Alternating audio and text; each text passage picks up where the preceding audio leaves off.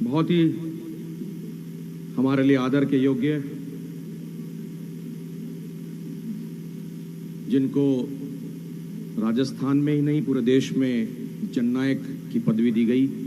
और जननायक की पदवी इसलिए दी गई क्योंकि जिन्होंने जो काम गहलोत साहब ने किए राजस्थान में, उसकी प्रशंसा भारत के प्रधानमंत्री भी कहने से नहीं चूके। बहुत आदरणीय अशोक गहलोत साहब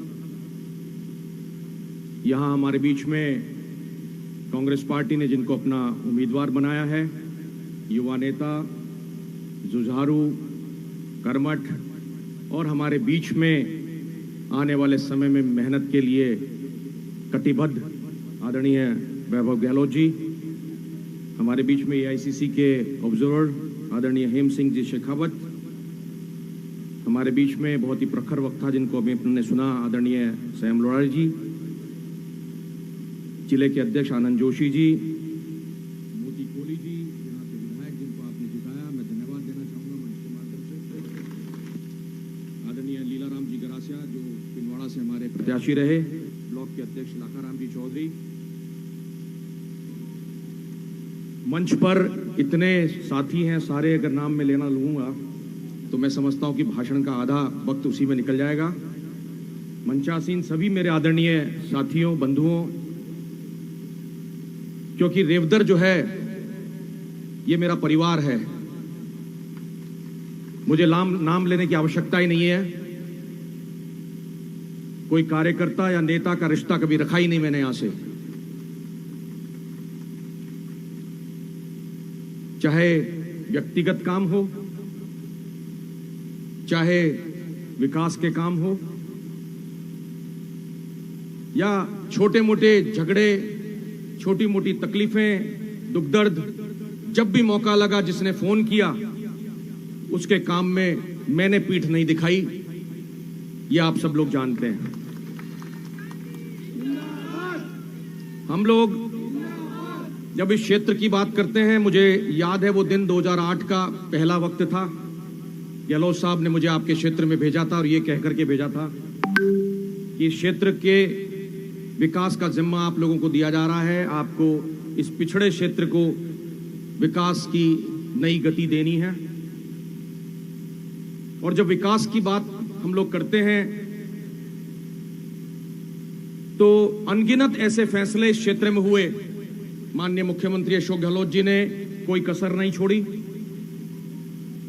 और जब रेवदर में इनका पिछले चुनाव के दौरान जब भाषण हुआ था तो गहलोत साहब ने एक बात कही थी कि यहाँ के विकास की जिम्मेदारी नीरज डांगी से भी ज्यादा उनकी खुद की है, और उस बात को उन्होंने निभाया करके दिखाया। विकास में रेवदर में कोई कमी नहीं रही। गहलोत साहब ने एक बात कही थी कि आप लोग मांगते मांगते थक जाओगे और मैं देते देते नहीं थकूंगा। उसको चरितार्थ करने का कार्य गहलोत साहब ने रेवदर में किया। हमने भी ठान ली कि हम भी मांगते रहेंगे, लेकिन उनकी बात सत्य साबित हुई। अनगिनत फैसले हुए, अनगिनत काम हुए। हमारे पास भी जो महत्वपूर्ण कार्य थे वो तमाम कार्य हम लोगों ने करे, जिसमें सबसे महत्वपूर्ण जो काम रहे उस पर मैं थोड़ा प्रकाश डालना चाहूंगा, ताकि वैभव जी को, गहलोत साहब को ये अंदाजा हो कि कितना काम उन्होंने यहाँ पर किया है। कि यहाँ वोट मांगने के लिए हम लोग आपके बीच में अगर आए हैं तो एक अधिकार है, उस अधिकार के तहत आप लोगों के समक्ष हम लोग हाजिर हुए हैं। यहाँ जब विधानसभा का ये चुनाव का परिणाम आया तो सबसे पहले यही बात कही गई कि 5 साल लगातार जब मुख्यमंत्री अशोक गहलोत जी की सरकार रही और गहलोत साहब से जो जो काम हमने मांगे वो पूर्ण हुए, और उन कार्यों के पीछे ही हमने ये विधानसभा का 2023 का चुनाव जीता है। इसमें सबसे बड़ा योगदान अगर किसी का है, जो वो ना तो मेरा है ना मोती कोहली जी का है, वो अशोक गहलोत जी का है वो योगदान।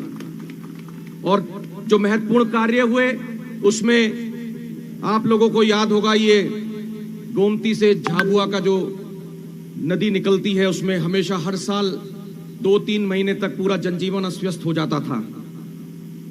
वो पुल का काम जब हम लोगों ने गहलोत साहब के समक्ष रखा, तुरंत उसकी स्वीकृति हुई। और इस बार जब चुनाव लड़ रहे थे हम, चुनाव से पहले वो कार्य पूर्ण होने की दशा में आया।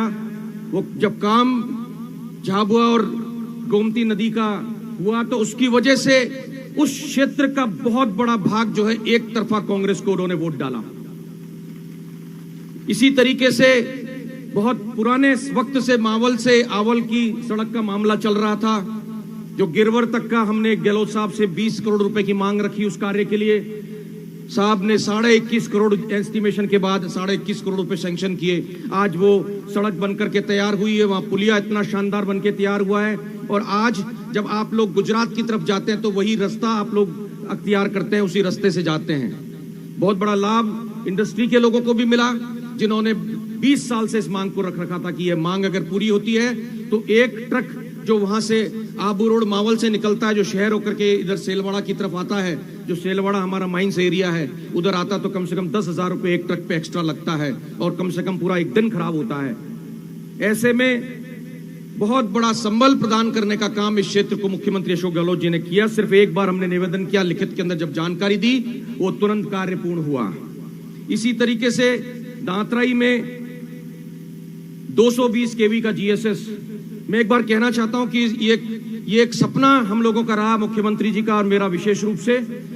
220 केवी जीएसएस दांतराई में बनकर के तैयार हो गया है। अभी ये संसद के चुनावों की वजह से वो उसका उद्घाटन रुका हुआ है और हमें हमारी सरकार में उसे करना था, वो डिले थोड़ा सा हुआ। उस कार्य में 65 करोड़ रुपए मुख्यमंत्री अशोक गहलोत साहब ने स्वीकृत किए थे, वो बनकर के तैयार हो गया। और मैं कहना चाहता हूं कि आने वाले वक्त में पूरे सिरोही जिले के अंदर शटडाउन अगर हो गया बिजली का, तो वो अकेला जीएसएस जो है वो पूरे जिले को बिजली दे सकता है, इतनी क्षमता उसकी है। बहुत बड़ा रोजगार का साधन हमें मिला उससे। और ऐसे अनगिनत फैसले हुए हैं, बड़े बड़े 3-4 मुख्य काम ही मैं गिना रहा हूं। भैंसा सिंह बांध परियोजना, बहुत बड़ा लाभ जो है उस क्षेत्र को, विशेष रूप से आबू रोड शहर को पेयजल की समस्या पूरी तरीके से वहां से खत्म होगी आने वाले वक्त के अंदर। और पीने के पानी के लिए पाइपलाइन की हमने 2008 से 13 में वो वाला काम किया था, गहलोत साहब ने उस समय उस काम को पूर्ण किया था। 18.6 करोड़ रुपए उसके लिए स्वीकृत हुए थे। वो कार्य जब पूर्ण हुआ, पिछली बीजेपी की जो सरकार थी 13 से 18 तक उस कार्य को ठंडे बस्ते में डाला। पुनः हमारी सरकार आई, हमने उस योजना को वापस अमली जामा पहनाने का काम किया और आज उस पानी का लाभ हमारे क्षेत्र को मिल रहा है।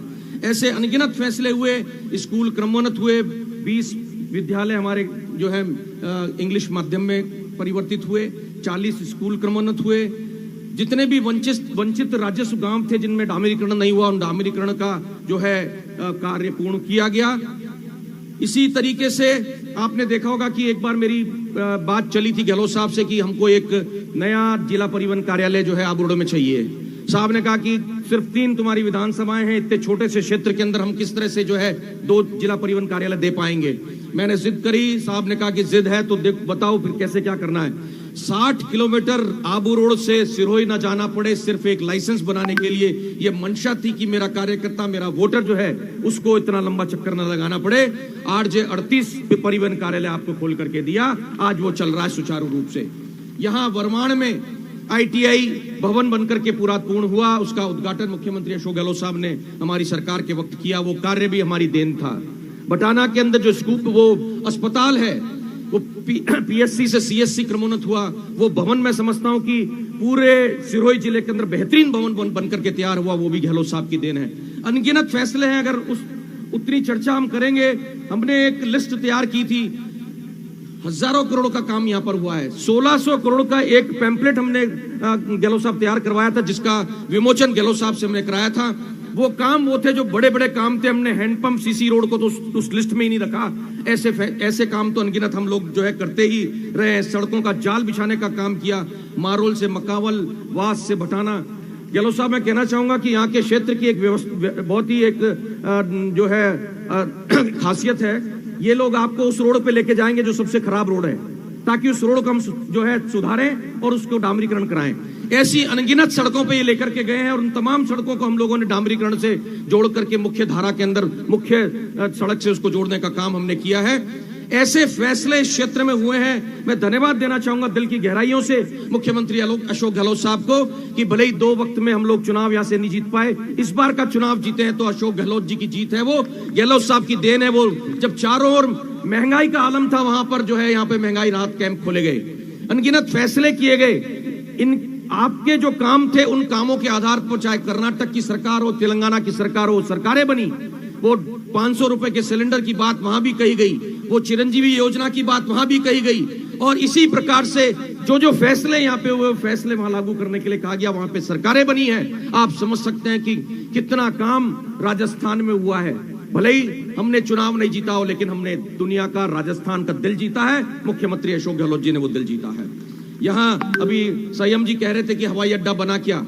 एक मामला मैंने सदन में उठाया था, आबू रोड हवाई पट्टी को हमने कहा था कि एक छोटा हवाई अड्डा जो है यहाँ पे अगर बने, उसके लिए सदन में जब मांग उठाई, उसका जवाब तैयार होकर के आया और जवाब में लिखा गया कि ये भूमि तो राज्य सरकार के अधीन है, राज्य सरकार अगर कोई निर्णय लेती है, केंद्र के पास ऐसी कोई योजना नहीं है जिसके तहत हवाई अड्डा बन सकेगा। पूर्व के सांसद रहे, वो ये बरगलाते रहे लोगों को कि हम हवाई अड्डा यहाँ पर बनवाएंगे, ऐसा कुछ भी नहीं था। जब वो मैंने उस उत्तर को जो मैंने वहां पर सदन में उठाया था, उस उत्तर को मैंने गहलोत साहब को दिखाया, तो गहलोत साहब ने मुस्कुरा के कहा कि फिर अगर ये जमीन हमारी है और हमें ही करना है, तो जयपुर की जमीन को अडानी को कैसे दे दिया, इसका जवाब केंद्र की मोदी सरकार देवे।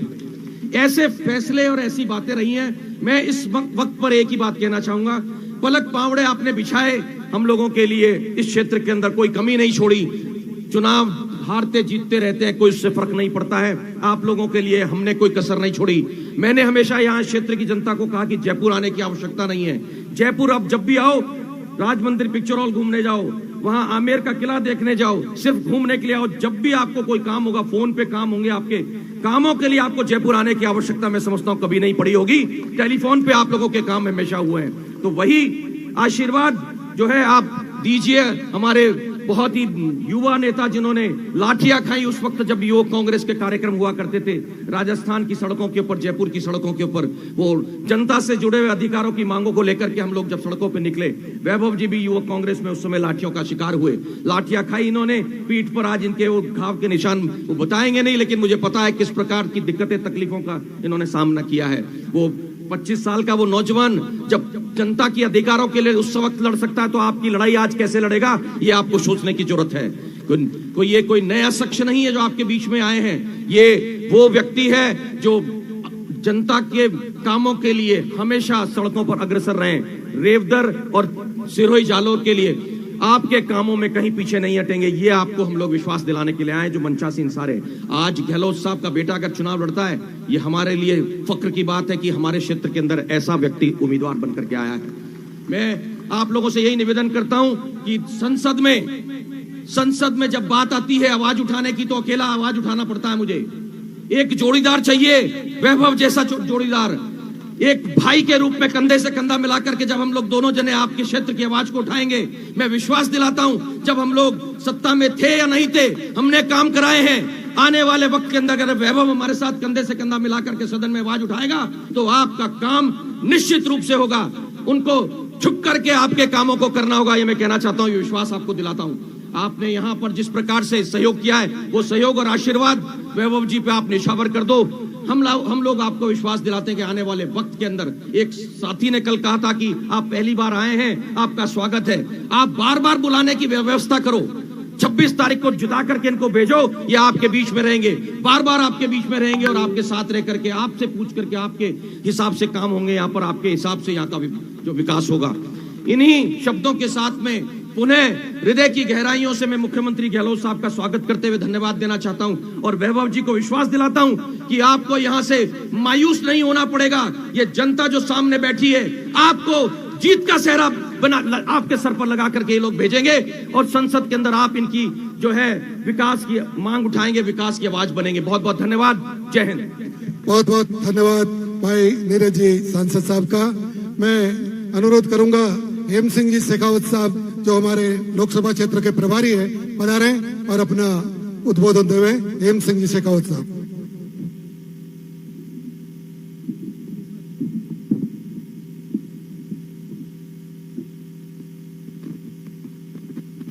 के नेता,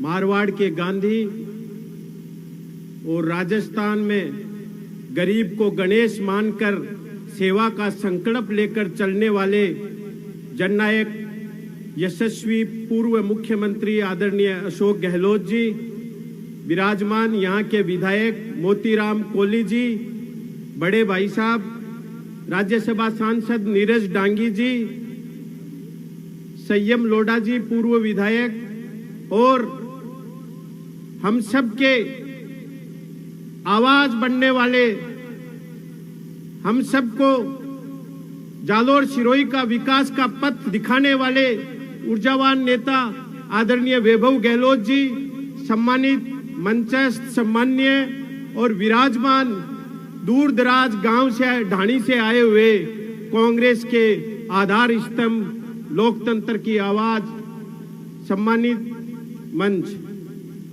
साथियों, ये कोई आम चुनाव लोकसभा का नहीं है। मैं आपसे कहना चाहता हूं, ये चुनाव जालोर सिरोही के स्वावलंबन और स्वाभिमान का चुनाव है। ये चुनाव जो पूर्व कांग्रेस की सरकार ने, जननायक अशोक गहलोत जी ने गरीब किसान को जो स्वाभिमान दिया था, जो चिरंजीवी योजना लागू की थी, जो वृद्ध को स्वाभिमान दिया था, जो वृद्ध जन पेंशन योजना लागू की थी, जो गरीब और किसान को स्वाभिमान दिया था, ये उस स्वाभिमान की लड़ाई है। ये लड़ाई है, ये लड़ाई है राष्ट्रपिता महात्मा गांधी की वो विचारधारा। राष्ट्रपिता महात्मा गांधी कहते थे, भारत की आत्मा गांव में निवास करती है। मैं कहता हूं, गांव की आत्मा खेती और किसान में निवास करती है। उस किसान के ऊपर जो अत्याचार किया गया था, उस किसान के खिलाफ 3 काले कानून लाए गए थे और उस किसान को सड़क पर आना पड़ा, तो उसको आतंकवादी बनाकर उसके सामने दिल्ली में जो किले गाड़ी गई थी बीजेपी सरकार की तरफ से, ये लड़ाई उस किसान के स्वाभिमान और स्वावलंबन की लड़ाई है। साथियों, ये लड़ाई है बलिदानी का इतिहास।